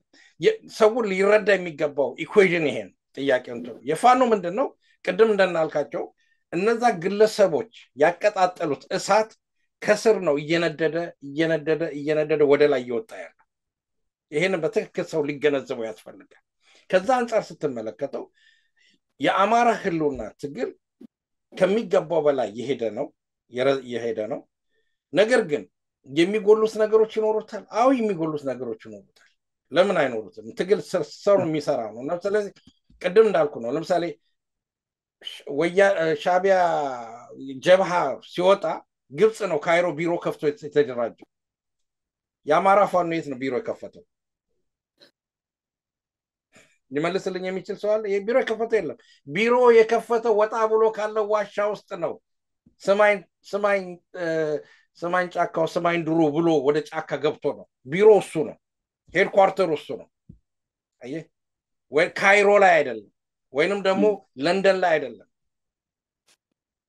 እና የትግል ባህሪው ሁለተኛ በጂኦፖለቲክስ የታገዘ አይደለም። ምክንያቱም ይህ ህብረተሰብ በተለይ የአማራ ህብረተሰብ በዛ አካባቢ በጂኦፖለቲካው ኢላማ የተደረገ ህብረተሰብ ነው። ወዘር አመንም አላመንም ይሄንን በትክክል መረዳት አለበት። ይሄንን ማንበብ ይጠይቃል፣ ሪሰርች ማድረግ ይጠይቃል። የአማራ ህብረተሰብ የዛ አካባቢ ህብረተሰብ ከታሪኩ አንፃር ከጀግንነቱ አንፃር ኢትዮጵያን በማቆየቱ አንፃር በተለያዩ አንፃር በተፈጠረው ሁኔታ ያንን ህብረተሰብ በአካባቢው ያሉትን የራቁትም ኃይሎች ኢላማ አድርገውታል። ለዚህ ኢላማ ማድረጊያቸው ትልቁ ማሳያ መሰረታዊ ያንን ህብረተሰብ ይሄ ምንድነው ብዙ ጊዜ የሚጠየቀው መጽሐፍ አለ ማነው የባሩድ በርሜል ነው ምናምን የሚለው ኢትዮጵያ ምናምን የሚል አንድ አማራ የሚባል ህብረተሰብ አለ። እሱ ነው አንቆ ኢትዮጵያ የምትባለውን ሀገር የያዘው። ንጉስ አለ፣ ቤተክርስቲያን አለ፣ እሱን ማፍረስ አለብን ብሎ የመጀመሪያውን ማኒፌስቶን ዲክላራሲዮን የጻፈ ሰው ነው። ስለዚህ የዛ አካባቢ ታርጌት የተደረገ ስለሆነ እንደሌላው ህብረተሰብ ወጥቶ ቢሮ ኒውዮርክ አይከፍትም፣ ለንደን አይከፍትም፣ ፓሪስ አይከፍትም። አየህ ጂኦፖለቲክሱ አይፈቅድለትም፣ አልፈቀደለትም። ለዚህ ነው ለምሳሌ የአማራ ሚዲያዎች የሆኑ ሰዎች ለምሳሌ በዩቲዩብ እንኳን ካቅሙ ፕራይቬት ሴክተሩ ያዘጉብሃል፣ እየፈለጉ ይደበድቡሃል ምናምናልና ትግላችን የአማራ ህልውና ትግል ከተነሳበት ሰዓት ጀምሮ አሁን ያለበት ሁኔታ ድረስ ምንም እንኳን ጉጉትና ፍላጎታችን ቶሎ እንዲሆን ብንፈልግም ያለበት ሂደት እሰየው የሚያሰኝ ነው። በቅርብ ጊዜ የሚያስመዘግቡት ጀግንነት እነ ምሬ ወዳጁ ያስመዘግቡት ጀግንነት እሰየው ይደገም የሚያሰኘው ነው። ከዛ አንፃር ነው። በሌላ በኩል ዲፕሎማሲ ላይ ስንመጣ እንግዲህ የኢትዮጵያ መንግስት እንግዲህ በዲፕሎማሲው ደረጃ ስትመለከተው ድንገት የኢትዮጵያ ይሄ ጥንታዊ ዲፕሎማሲ ልንለው የምንችለው የኢትዮጵያ ዲፕሎማሲ እንደው ጥራ እንኳን ብትል በትንሹ በንጉስ ኢዛና ወይንም ደግሞ ካሌብ ዘመን ጀምሮ መሄድ እንችላለን። ምክንያቱም ለምሳሌ ካሌብ ክርስቲያኖች ተጎዱ ብሎ ጦሩን አዝምቶ በሳውዲ አረቢያ ላይ የራሱን ወታደር ካምፕ መስርቶ ክርስቲያኖችን የታደገ ህዝብ ነው። ያ ሊፈጠር የተቻለው በዲፕሎማሲ ግንኙነት ነበር። ዝም ብሎ የተፈጠረ አይደለም። በነገራችን ላይ የኢትዮጵያ ንግስቶች አሌክሳንደር ዘ ግሬት ጦርነቱን ሲያሸንፍ ኮንግራቹሌሽን መልእክት ልከውለታል። የዲፕሎማሲ የነበረው ጥንታዊ ነው የኢትዮጵያ። ይሄንን ማየት ያስፈልጋል። ከዛም በኋላ በሚዲቭል ዘመን ይሄ መካከለኛው ዘመን በሮማኖች ዘመን በመካከለኛው ዘመን በነበረው ሁኔታ ስንመለከት ኢትዮጵያኖች ከፍተኛ ግንኙነት የነበራቸው ነው። የግራኝ መሐመድን ወረራ በፖርቹጋሎች የታገዘውን የግራኝ መሐመድ ወረራ ጦርነቱ ድል ሊደረግ የቻለው የዲፕሎማሲ ድል ውጤት ስለሆነ ሰዎች ዲፕሎማሲ ስንል ሌላ ይመስላቸዋል። ንግስቲቷ በጻፈችው ደብዳቤ ነው ጦር ተልኮ ወደ ድል ይገባው። ከዛ በኋላ ወደ ዘመናዊቷ ኢትዮጵያ ስንመጣ ወደ ዘመናዊቷ ኢትዮጵያ በምንመጣበት ሰዓት በቀዳማዊ ኃይለ ሥላሴ ሚኒሊክን ጀምር ለምሳሌ ሚኒሊክ ጣሊያንን ገርፈው ሲያባረሩ በሙሉ አገር ኤምባሲዎች እግራቸው ላይ ወድቀው ነው መሬት ስጡንና ቢሮዎችን እንክፈት ዲፕሎማሲ ብለው የከፈቱት። ዛሬ በኢትዮጵያ እንትኑ ስንመለከት ታርጋ የዲፕሎማሲ መልከት 1 ቁጥር 2 ቁጥር 3 ቁጥር 4 ቁጥር እያሉ ስንመለከታቸው ብዙዎቹ ሱፐር ፓወሮች የገቡት በዛ ሰዓት ነበር። እንግዲህ ወደ ዘመናዊ ኢትዮጵያ ስንመጣ ደግሞ በቀዳማዊ ኃይለ ሥላሴ ዘመን ከሁለተኛ ዓለም ጦርነት በኋላ የአፍሪካ ህዝቦች አንድ እንዲሆኑ የአፍሪካን ህብረትን የፈጠሩ ትልቅ የዲፕሎማሲ ጉልበት የነበራት ሀገር ነች።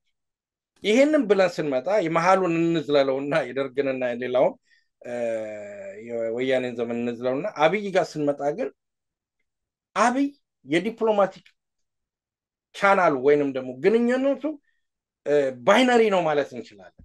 ይሄ ዋን ቱ ዋን የሆነ ነገር ነው። ምክንያቱም የሱ ግንኙነት ከአረብ ኤሚሬት ጋር ነው ግንኙነቱ ያለው። አረብ ኤሚሬት ነች እንግዲህ ከሌሎቹ ጋር ልታገናኝ የምትችለው። በዲፕሎማቲክስ ደረጃ ፌል ያደረገ መንግስት ነው፣ የወደቀ መንግስት ነው።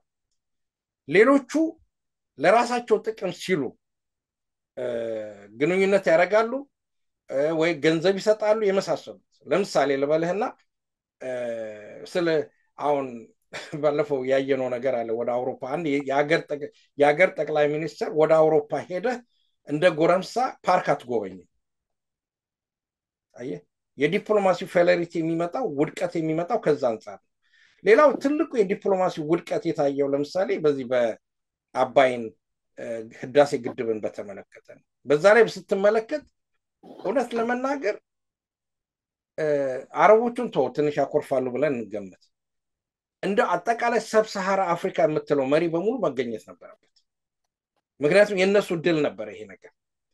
አየህ የአባይ ህዳሴ ግድብ የኢትዮጵያ ህዝብ በላቡ በጉልበቱ በወዙ የገነባው ነው። አብይ እዛ ውስጥ መጫወቱ ዝም ብሎ የመጣ ነገር ነው። ነገር ግን የሱ ዲፕሎማቲክ ፌለሪቲ እዛ ላይ ውድቀቱን የምታሳየው ሊመጡለት የቻሉ ሰዎች በልመናና በለቅሶ የኬንያው የደቡብ ሱዳኑ የጅቡቲውና የሶማሌው በነገራችን ላይ የሶማሌው ራሱ በክብር እንኳን መነጋገሪያ መድረክ ላይ ወጥቶ አይደለም የተናገረው። መናገር የሚፈልጋል ነበር በግድ የሰጡት ይመስላል። እና አጠቃላይ የአብይ ዲፕሎማቲክ ዓለም አቀፍ ግንኙነት ስትመለከተው በተለያየ መንገድ አገሪቱን የጎዳት ነው። በእርግጥ ነው አሁን ይሄም ቢሆንም ግን ለምሳሌ አሁን ይሄን ከአማራው ህልውና ትግል ጋር ማገናኘት ስላለብን ነው። የአማራው ህልውና ትግል ቅድም እንደምንመለከቱ ራሳችን ናይቭ መሆን የለብንም። እውነት ለመናገር የዋህ መሆን የለብንም። ምክንያቱም ፈረንጅን ገርፈህ አባረህ አሁንም በዛ አካባቢ ሀያል ጉልበተኛ መንግስት ኢትዮጵያ የምትባል ትኖራለች ብለን እያሰብን በሌላ በኩል ኢትዮጵያን ሊበትኑ እዛ አካባቢ የተፈጠረውን ሂስቶሪካል የሆነውን የኦርቶዶክስ ቤተክርስቲያንና ጥንታዊ የሆነውን የእስልምና ሃይማኖት ለመበተን የሚፈልጉ ኃይሎች እያሉ ለኛ ዲፕሎማቲክ ቻናል ይከፍቱልናል ማለት በጣም ከባድ ስራ ነው። ይሄን ሊሰመርበት ይፈልጋል። ደብዳቤ ትጽፋለህ። ለምሳሌ አሁን በቅርብ ጊዜ ጆሃር በቢቢሲ ተናግሮ ለቢቢሲን በተመለከተ ለሁሉም ጽፌያለሁ። ለቢቢሲ ጽፌያለሁ። ለሎካል ኤምፒ የምትባለው ትክክል አይደለም፣ እንደዚህ አይነት በኢትዮጵያ ውስጥ ጣልቃ መግባት ነው፣ ይሄንን ሰውዬ በወንጀል የምንፈልገው ሰው ስለሆነ በእንደዚህ አይነት ነገር ከበር መስጠት የለባቸውም የሚል ነገር ተቃውሞ ተጽፏል። ነገር ግን በትክክል ማወቅ ያለብን እነዚህ ሰዎች በፊትም ከበስተጀርባ ይሰራ የነበረው ነገር ስላለ ይህንን ለማስተካከል የአማራው ወይንም የኢትዮጵያን ዲፕሎማሲ ለማስተካከል ከተፈለገ የመጨረሻውን የድል ግብ መቀዳጀት ያስፈልጋል። የዛን ጊዜ ወደ እኛ ጋር ይመጣል። እኛ አይደለም ወደ እነሱ የምንሄደው። እነሱ ግን በተለያየ መንገድ የሚጎዱበት መንገድ አለ። ለምሳሌ ልበል አሁን ኖርዌይ እንደ ኖርዌይ የመሳሰሉት ሀገሮች እነ ጀርመን የመሳሰሉት ሀገሮች ጸረ ኢትዮጵያ ለሆኑ ኃይሎች ከፍተኛ የመዋለ ንዋይ ድጋፍና የፖለቲካ ድጋፍ ያደርጉ የነበሩ ሀገሮች ናቸው። ኖርዌይ ለምሳሌ አብይን ተነስታ የኖብል ፕራይስ ስትሸልመው የፖለቲካል ሚሽን ስላላት እንጂ በእርግጥ አብይ ሰላም ስላመጣ አይደለም። ለኤርትራ እንቅስቃሴ ስስ ብልት ስላላት ነው ኖርዌይ ይሄንን ያደረገችው። ኖርዌይ ራሱ ከስዊድን የተገንጥላ የወጣች ሀገር ስለሆነች ነው፣ ሚጢጢ ሀገር ስለሆነች ነው። አየህ እንዲህ አይነት ነገሮች አሉ። ስለዚህ የኛን ዲፕሎማሲ ልናመጣ የምንችለው በትግላችን ብቻ ነው። በትግላችን ብቻ ነው። ትግላችን እንዴት ይመጣል? አንዳንዱ ጊዜ በሚዲያ ማይነገሩ ነገሮች አሉ። ነገር ግን የአማራ ህዝብ ትግል ከሌሎች ህዝቦች ጋር አብሮ ስልጣኑን የራሱ ቢያደርግበት ሰዓት ላይ ዲፕሎማሲውን ሊያስተካክለው ይችላል የሚል ግምት ነው ያለኝ። ነገር ግን ይህ ማለት ግን በየጊዜው ተጽዕኖ መፍጠር የለብንም ማለት አይደለም። ለሚመለከታቸው ክፍል ለሬከርድ እንኳን ተብሎ ቢሰሙም ባይሰሙም ያውቁታል። ቢሰሙም ባይሰሙም መጻፍ ያስፈልጋል፣ መነጋገር ያስፈልጋል ከነሱ ጋር። ይሄ በየጊዜው ነው። ምክንያቱም ብዙ ጊዜ ደብዳቤ ስለጻፍኩኝ ተመልሰው ይመጣሉ። አዎ ጉዳዩን ወደ ፎሪን ኦፊስ ልከነዋል፣ ከፎሪን ኦፊስ በንስ ይመጣል ተብሎ መልስም ይመጣልኝ ያለ። መልሱ ምንድነው? ጉዳዩን እየተከታተልነው ነው እያየነው ነው ይላል። አይ ቲንክ ባለፈው ቅድም የላኩላ አንድ ጽሁፍ ነበር። ለምሳሌ ሃውስ ኦፍ ሎርድ የተነጋገሩበትን ዶክሜንት ልኬልሃለሁ። ፐብሊክ ላይ አቬይላብል ነው፣ ግን አውርጄ ልኬልህ ነበርና እዛ ላይ የሚያሳየው ምንድነው የኢትዮጵያን ጉዳይ እግር ከእግር እየተከታተሉ እንደሚያጠኑት ነው። እነሱ አያውቁትም የሚባል ነገር ኢትዮጵያ ውስጥ የለም። ዲፕሎማቲክ ሚሽኑ ለምሳሌ አሁን አንድ እዚህ ላይ ለጨዋታ እናንሰና ለአብይ መንግስት 160 ምናምን ሚሊዮን ነው በዲቨሎፕመንት የሚሰጡት እነዚህ ሰዎች እንግሊዞች። ይሄ ቀላል ገንዘብ አይደለም። ነገር ግን አብይ ቅድም ያልከው በካርታው ላይ የምታየው የአማራን ክልል ምን አርጎታል? አርማዴጎን አርጎታል። ጦርነት ብቻ ነው እዛ ላይ ያለው። ጦርነትን ካላቆምን እርዳታ አንሰጥህም አላሉት። ለአብይ 160 ሚሊዮን ፓውንድ ነው ማወራለህ። ቀርሹ ብር አይደለም፣ በብር ምታውያን ነው፣ ቢሊዮን ነው የሚገባው። አብይን ምንድነው የሚያደርገው? ለወታደሩ ሰብሲዳይዝድ ነው የሚያደርገው፣ ለገዳዮቹ ሰብሲዳይዝድ ነው የሚያደርገው። መቃወም ያለብን እሱን ነው። ዳታው አለ፣ ጽሁፉ አለ፣ ራሳቸው ያወጡት ነው፣ ከኪሳችን ያወጣ ነው አይደለም። ሃውስ ኦፍ ሎርድ እገሌ እንዳለው 161 ሚሊዮን ዩኬ ትሰጣለች። የአማራ ህዝብ ደግሞ በዚህ በዛ እየሞተ እየተገደለ ነው ብለን መናገር ያለብን እኛ ነን፣ እዚህ ያለ ነው ማለት ነው። ይሄንም ለሌሎችም ወንድሞቼ ነው የምናገረውና አጠቃላይ የዲፕሎማቲክ ድባቡ ስትመለከተው አብይን በተመለከተው ቅድም ባይነሪ ነው ብያለሁ። ከዱባይ ኤሚሬት ጋር ነው ግንኙነቱ ያለው። ግንኙነቱ ደግሞ የአቻ የኩልነት ላይ የተመሰረተ ሳይሆን ኤምሬቶች ኢትዮጵያን መሬቷን ወርቋን ስለሚፈልጉ ነው። እንዳውም ቅድም አንድ ልጅም ደግሞ የሆነ ነገር ሲናገር ስምቻለ ኢቭን የውሃ ተፋሰሱንም ስለሚፈልጉት። ስለዚህ አዲሶቹ ጣሊያኖች ለኢትዮጵያ ኤምሬቶች ናቸው። ልዩነታቸው በታንክ አልመጡብንም ወይንም ደግሞ በመርዝ ጋዝ አልመጡብንም፣ በአውሮፕላን አልመጡብንም። አብይን ነው ያስቀመጡልን። ይህን ሰው መረዳት ያስፈልጋል። ኤምሬቶች እጃቸውን እንዴት ይሰበስባሉ ለሚባለው ነገር በውስጥ መስመር እንነጋገር፣ በአደባባይ አይደለም። እና በዚህ መልኩ ነው። በሌላ በኩል አብይ አሁን ወታደሩን ኃይል እያጠናከረ ነው፣ ለማጠናከር ይፈልጋል። ግን ሁለት ነገር መለየት አለብን እዚህ ላይ። አንደኛው ለህዝብ ፍጆታ ተብሎ የሚነገር ነገር አለ። ሁለተኛው ደግሞ በመሬት ላይ በትክክለኛ የሆነውን ነገር መለየት አለብን። ለህዝብ ፍጆታ ተብሎ የሚነገረው ነገር ምንድነው እንበል። ለምሳሌ 60 ጀነራሎችን ሾምኩኝ አለ። 60 ጀነራል መሾም ማለት ከዚህ ቀደም በሌላ ሚዲያ ተነጋግሬያለሁ። 60 ጀነራል መሾም ማለት 60 ጀነራሎች ቢያንስ 700,000 በላይ ከግማሽ ሚሊዮን ጦር በላይ መምራት መቻል አለባቸው። ያለበለዚያ ምንድነው የሚሆኑት መሰለ ይርጋ? የሸገር ድመቶች ነው የሚሆኑት፣ ቅልቦች፣ የሐረሰጋ ቁጭ ብሎ ሌላ ምንም ስራ የላቸው። አየህ። ነገር ግን እነዚህ ጀነራሎች አንዳንዶቹ ዳታቸው እንደሚነግሩን ለምሳሌ እነ ሚልኬሳ በቅርብ የሚያውቋቸው ጀነራሎች 7ኛ ክፍል ሁሉ ያላለፈ ጀነራል አለ። እንግዲህ አንድ ጀነራል አካዳሚክ የሆነ ትምህርት ይኖረዋል፣ ወታደራዊ ትምህርት ይኖረዋል። ኢቭን ጀነራል ላይ በምትደርስበት ሰዓት የስታፍ የጀነራልነት የመጨረሻው ላይ ወደምትሄድበት ሰዓት የምትማራቸው ትምህርቶች አሉ።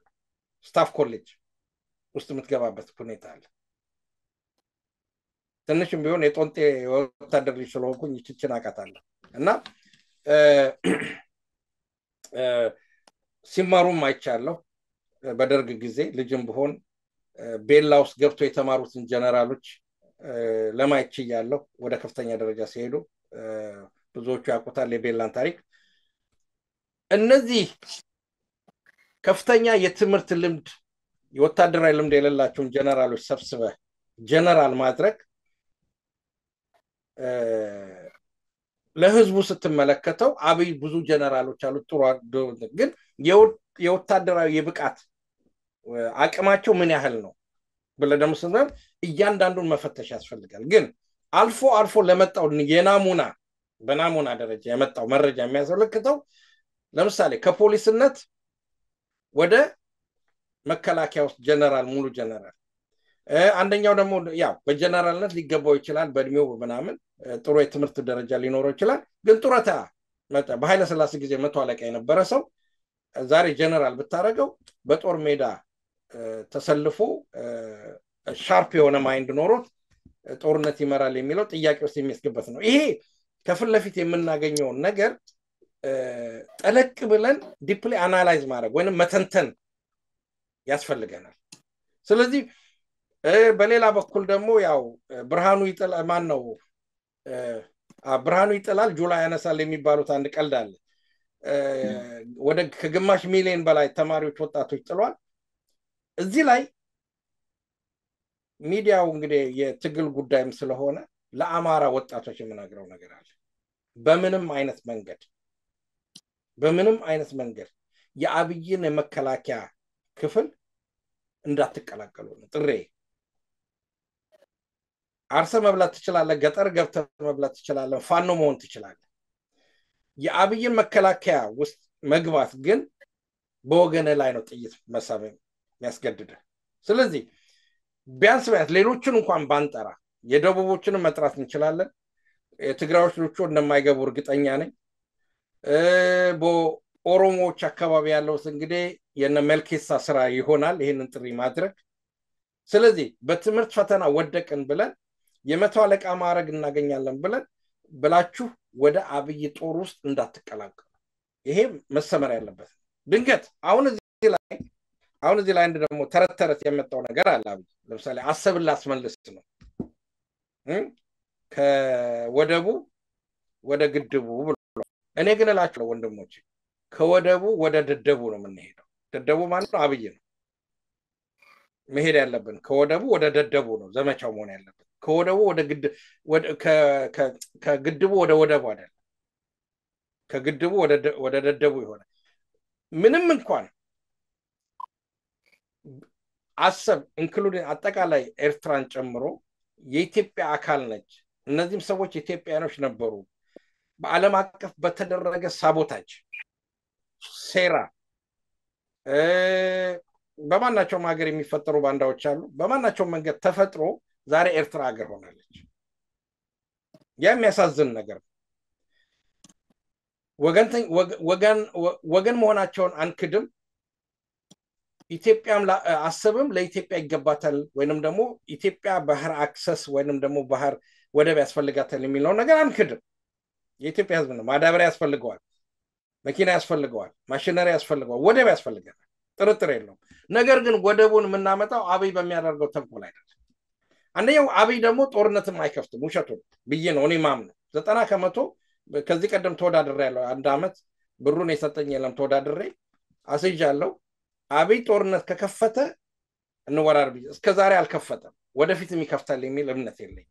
በጦርነት አሰብን መያዝ አይችልም።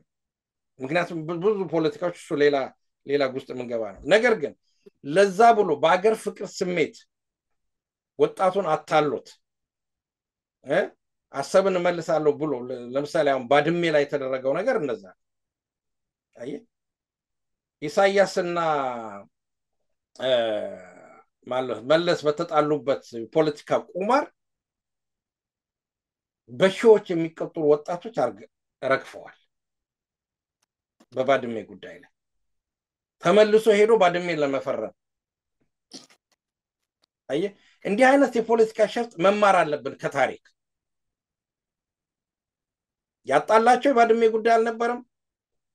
ያጣላቸው የገንዘብና የጥቅም ጉዳይ ነው፣ ሌላ ነገር አይደለም። ኤርትራ ኢትዮጵያ ልግዛ ትላለች፣ እነሱ ደግሞ የኛ ተራ ነው እኛንን ምንገዛው አንተ ምን አገባህ አንዴ ለቀናሃል ነው የሚሉት።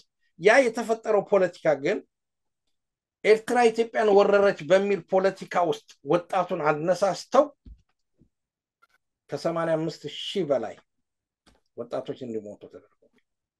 የፖለቲካ ቁማር ነው። አሁንም አብይ በሚያደርገው የፖለቲካ ቁማር ውስጥ መግባት የለበትም። የአማራ ህዝብ፣ የኦሮሞ ህዝብ ወጣቶች፣ የሶማሌም ወጣት ወይንም የደቡብ ወጣት በዚህ ቁማር ውስጥ መግባት የለበትም። ጥሬ ይሄ ነው። ስለዚህ የተዳከመ የዓለም አቀፍ የዲፕሎማሲ ፖሊሲ ያለው መንግስት ጋር ሆኖ በተዳከመ ፖለቲካና በተሳሳተ ፖለቲካ ህዝቦች ሰለባ መሆን የለባቸውም። እና ይሄንን ነው በዚሁ ጎዳና የመለስኩልህ ነገር። ከረዚህ በጣም ረጅም ስለሆነ የሚጨምረው ነገር ካለ ልጨምር ይችላል። ይርጋ እጅግ በጣም አመሰግናለሁ ወንድሜ ኢያሱ። ሰፋ ያለ ጊዜ ወስደን ያብራራልን። በጣም ሰፊ ጥያቄዎች ነበሩ፣ ምክንያቱም ኢሹ ከባድ ነበር። ሰፊ ጊዜ ወስደን ያብራራው በጣም ከልብ አመሰግናለሁ። እንግዲህ አማራ ክልል እንግዲህ በተመለከተ ባሳየህን ካርታ በተለይ ደግሞ የኦገስቱን ካርታ ስንመለከተው ጦርነት ያልተካሄደው ጣና ሐይቅ ላይ ብቻ ነው እንጂ እያንዳንዷ ኢንቾፍ የአማራ አፈር ባሩድና ቅንቡላ ያረፈባት ደም የፈሰሰባት መሆኗን ካርታው በደንብ ያሳያል። በኋላ ቴክኒካሉ በደንብ ያሳይናል ያስባለሁ። ስለ ማስረጃ ድጋፉ ከልብ ነው ማመሰግነው። ይሄ እንግዲህ ተመልከቱ፣ ይሄ የአማራ ምድር ነው። ቀይ የተቀባው በሙሉ ቀይ ያለው በሙሉ ጦርነት የተካሄደበት ቦታ ነው። እዚህ ቦታ ሆኖ ያንዳንዷ መሬት ነው እንግዲህ በዚህ የሆነችው ነጭ የተቀባው ብቻ ነው ጦርነት ያልተካሄደበት። እሱ በጣና ሐይቅ ብቻ ነው። እንግዲህ በዚህ ውስጥ እንግዲህ ኢንክሉዲንግ ቤተክርስቲያን መስጊዶች ሁሉ የጦር ቀጠና ሆነዋል። በቅርቡ እንዲያውም ቀደም ሲል አንተ በአድናቆት የገለጽካቸው የአማራ ፋኖ ወሎ አፋድ ወሎ የነመሪ ወዳጁ ጦር ሐይቅ ሲገባ ሚሊሻው ደንግጦ መስጊድ ገብቶ ነበር ያመለጠው። ካምፑን ለቆ ሄዶ ወደዛ ነበር ገብቶ ያመለጠው። እና እንግዲህ መስጊድ አልቀረው፣ ቤተክርስቲያን አልቀረው፣ ሆስፒታል አልቀረው። ይሄ ሁሉ የሆነው በአማራ ምድር ላይ እያንዳንዱ ቦታ ጦርነት ማድረግ ያሳውቃልና ይሄንን ስላሳየን አመሰግናለሁ። አንድ ሁለት ነጥቦችን ላንሳና ከቀደሙ ጥያቄዎች ላይ ተመልሼ እመጣለሁ። ብያስ እንግዲህ ዓለም የአሸናፊዎች ናት። አሸናፊዎች ደግሞ ሁልጊዜ ተፈላጊ ያላቸውና ስለዚህ አማራ ደግሞ ጦርነቱን በተመለከተ የሚደርስበትን ግፍ በተመለከተ አንድ ችግር የታየበት ምንድነው? በተቀናጀ መልኩ ሀሳቡን ለዓለም አቀፉ ማህበረሰብ አላስረዳም የሚል ነገር ይቀርብበታል። ይሄ ከጥያቄው ጋር የሚነሳ ነው። በኋላ እመጣበታለሁ። ዩናይትድ ኪንግደም እንግዲህ ቀደም ሲል ያቀረብከውን ሀዝ ላይ ስመለከተው ወደ ብር ምተው ብለኝ ነበረ። ስመተው 28 ቢሊዮን ብር ደርሷል።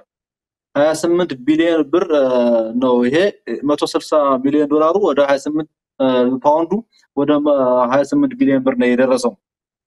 ይሄ በስንት ታንክ ስንት ምናምን እንደተገዛበት ደምሩን ቀንሱ ደግሞ ቤተሰቦቻችን። ሌላው ዩናይትድ አረብ ኤሚሬትስ በተመለከተ ያነሳው አንድ መሰረታዊ ነጥብ አለ። ዩናይትድ አረብ ኤሚሬትስ እንግዲህ ከአልፋሽጋ ትሪያንግል ጀምሮ እንግዲህ የአባይና የተከዜ ተፋሰስ ምድር በሙሉ በምርኮ በሚያስብል ደረጃ እንደወሰደችው አንዱ ተጨባጭ ማሳያ ነው። ጦርነቱም እንግዲህ የሷን ፍላጎት ለማሳካት ነው። ወደብን በተመለከተ ያነሳው አንድ መሰረታዊ ነጥብ አለ። ከግድቡ ወደ ደደቡ ያልከው እውነት ነው። የአብይ አህመድ መንግስት ወደ ወደቡ የሄደው በኢሳያስ አፈወርቂ ቋንቋ የዩናይትድ አረብ ኤሚሬትስን ጥያቄ ለማሳካት ነው። ይሄ ማለት እንግዲህ ባለፈው 85,000 ፕላስ ወጣት ነበር ያለቀው። በተለይ ደግሞ ፕሪዶሚናንትሊ አማራና ኦሮሞ ያ ሁሉ ወጣት ያለቀበት በኢሳያስና በመለስ ነበር። አሁን ደግሞ ለዩናይትድ አረብ ኤሚሬትስ ፍላጎት ሲባል የአማራ፣ የሶማሌ፣ የአፋርና አጠቃላይ የኢትዮጵያ ህዝብ ማለቅ ያለበት የሚል ሀሳብ አቅርቧል። በጣም አመሰግናለሁ። ስለ ጀነራሎቹ ያነሳው ነጥብ ላይ ትንሽ ዘና የሚያደርግ ሀሳብ ላቅርብ።